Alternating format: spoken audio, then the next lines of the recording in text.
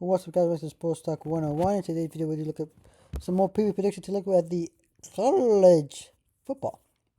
And today, we'll look at the Purdue Boilermakers of the Big Ten, 65th overall and 91st in competitive ranking and 47th ranking, 65th overall in ranking in recruiting, of course, 47 in transfer portal.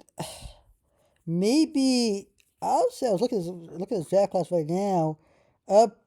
Pretty decent, not the greatest draft class, recruiting class that Purdue has had. Purdue's not great in recruiting because football. The best sport in the school is basketball. One of the best basketball programs, and still will be a basketball program. I believe the men's are. The football team can't talk about time. They went 1-11 last year before 2-11. They have not had a good, solid, 6-win team. If you go back maybe a few years, the last couple of years they've had 3 wins or less. 1 or 2 wins a year. But this time, remember back in 2016 and 2018 when Purdue beat Ohio State. How many remembers that?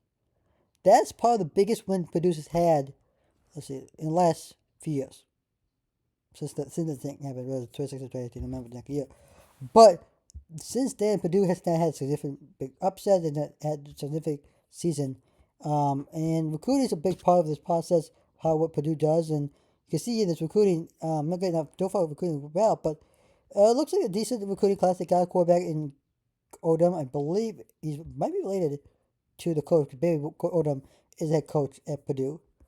They, of course, the sent 6 people with a signed letter of intent. And then the Hall commits. Of course, the transfer portal, they did clean up nicely. They got T.D. Williams, a corner out of Central Arkansas. But then Rico Walker out of Auburn, the tight end. Elijah St. John, the first lineman from Long Island. Hershey McLaurin, safety out of Houston. Miles Mitchell, edge out of this Marmot. Josh Burney, defense lineman, stay in Purdue. Trayvon White, corner from Mississippi State. Andreas Coffey, safety out of Northwestern. Jake McCaskill, punter from Nebraska. Charles Carrera, linebacker out of UNLV. Dave Washington, wide receiver out of Utah. Marcus Easley, interior lineman from Georgia. Braylon Charles, edge from North Texas. Mark Nave Jr., interior lineman from Kentucky. Tyle Green, defensive lineman from Eastern Kentucky. Nitro Tuggle, wide receiver. Okay. Wide receiver from Georgia. Michael Jackson III, wide receiver from Georgia. Nitro Tuggle, what a name. Some people, I was say that. I don't need these people. And I am, look at this. I'm going to mispronounce his name. I do my best to pronounce them. I don't know how to so I may or may not butcher this thing. Just be patient with that. The other thing is, who named Nitro Tuggle? What a name. I know Tucker's last name, Nitro's first name. But boy, what a name. I'm not making fun of his name. I'm just saying that's an interesting name. Ian Jeffries, defensive lineman from Arkansas State. Ryan Brown from quarterback from North Carolina. Braden Joyner, defensive lineman from Auburn. Kelly Cummings, cornerback of Memphis. Corey Smith, wide receiver, Tulsa. Jude Makowski, attacker from Tulane. Marcus Moore Jr., defensive lineman from Bowling Green State. And Sanders Ellis, from linebacker from Tennessee State. Gio Daniel Vaccaro, defensive lineman, staying at Purdue. E.J. Horton, Jr., the wide receiver from FAU. Then T.J. Lindsey from Auburn, the defensive lineman. A shadow corner from Nevada. Isaiah Myers, the wide receiver from Charlotte. Sam Budwick, the punter from Arkansas. Crew Walkley, the safety from BYU. Nate Luck, wide receiver from Texas. Ryan, corner from Boston College. Tony Grims, corner from UNLV. William Mitchell, the edge from Michigan. And Richard Tony Jr., the safety from TCU.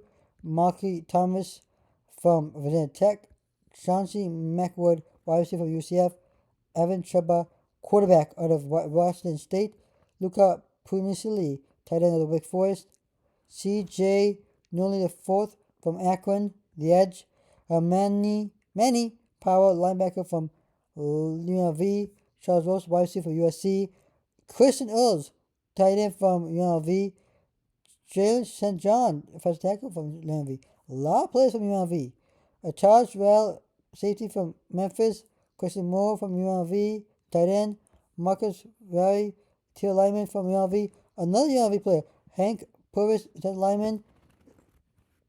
E.J. Colson, quarterback from USCF. Carson Dean, the linebacker from Arkansas. Alex Sanford Jr., the linebacker from Arkansas. And Michael Stellington, quarterback from. Hold on, there's a lot of UNLV. Is the coach from UNLV? I'm pretty sure. Let's see. Barry Odell. What's his name? Barry. Oh, hold up. Let's see who he is. Tell me who he is. Okay. Oh, man.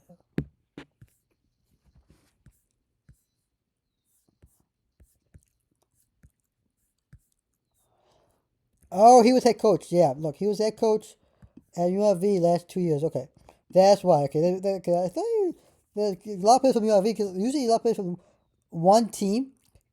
For example, in this case, UNLV, because like at least 10 players, usually coach from the previous team bringing players. That's so okay. A lot of players from Washington to Alabama. Makes sense. He used to coach Arkansas, Missouri, head coach of Missouri at one point in time. Head coach of Missouri from 16 to 19. Head coach of UNLV from 22 to 24. And also he's also been head coach twice. Until now, where he's head coach at Purdue.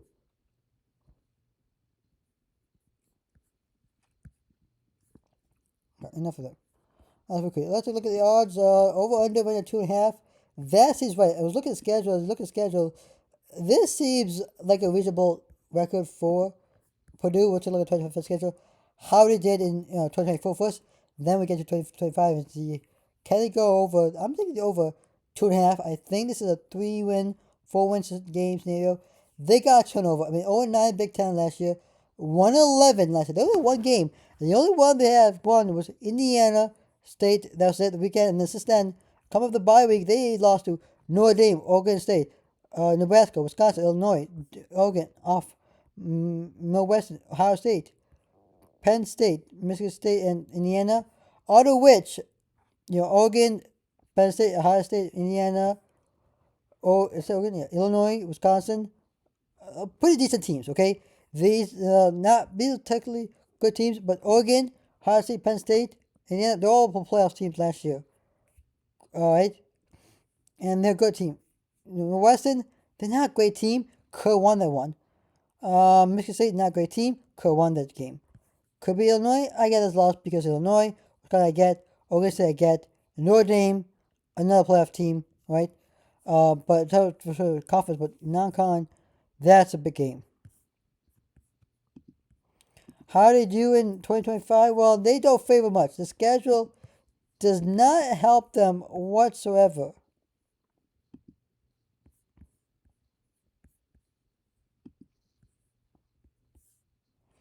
And you can see here, all right, we're right here, the over, oh my God.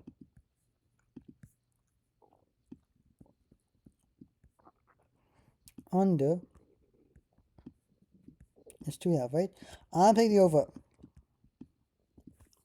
When I look at the schedule, look at the thing where the bye weeks are placed. I like this so far. You play your first 4 games, which is home against Ball State, home against Utah, first conference game is against USC, then your third non-conference game, third final non-conference game, you get Notre Dame. Have your bye week, come off your bye week, you get Illinois, no Michigan, Minnesota, no Western, Rutgers at Michigan, home against Ohio State, at Washington, come off bye week, host Indiana. I like this. You got bye week before the Indiana game, and then you get bye week right before your big stretch. You got Illinois, which is a big game, right between the Notre Dame and Illinois game. I like this bye week coming off an emotional loss to Notre Dame on the road. You're coming home to face Illinois, possibly a win. We'll see how that goes, but you're maybe hoping to turn things around. In year 2 or year 1 for Barry. Not dumb.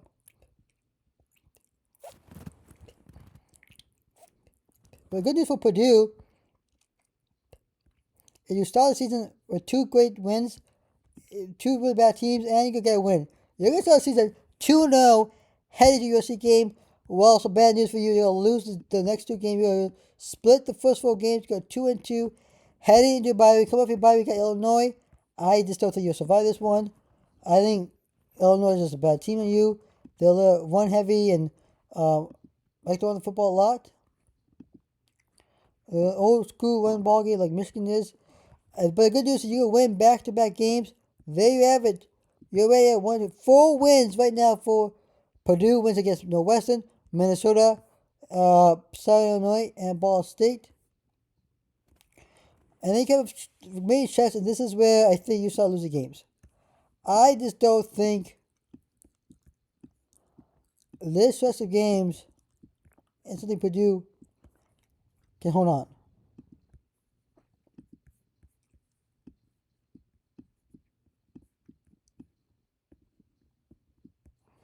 Four wins against Minnesota, Northwestern back-to-back road games, Ball State, and Southern Illinois this season. When it comes to not big games, trap games, I don't see what maybe the Rutgers game in between Northwestern and Michigan game. Yeah, the Michigan game, Ohio State back-to-back will be tough. Maybe Minnesota in between the Northwestern and Illinois game, or Minnesota between Northwestern game, or Rutgers between these 2 games, or Ohio State in between Washington and Michigan. It could be a trap game. My thoughts on it. I just think 4-8 seems a reasonable record for Purdue, given what the circumstances, given what Purdue's of the year, recruiting wise. I think a decent solid offense. I'm curious to see how the offense works in 2024 and 25 if you get playoff.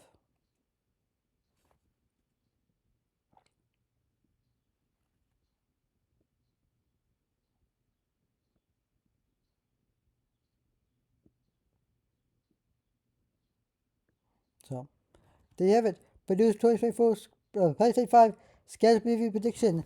Like and subscribe to the channel and sports. I want to sign out. See you next video. Peace.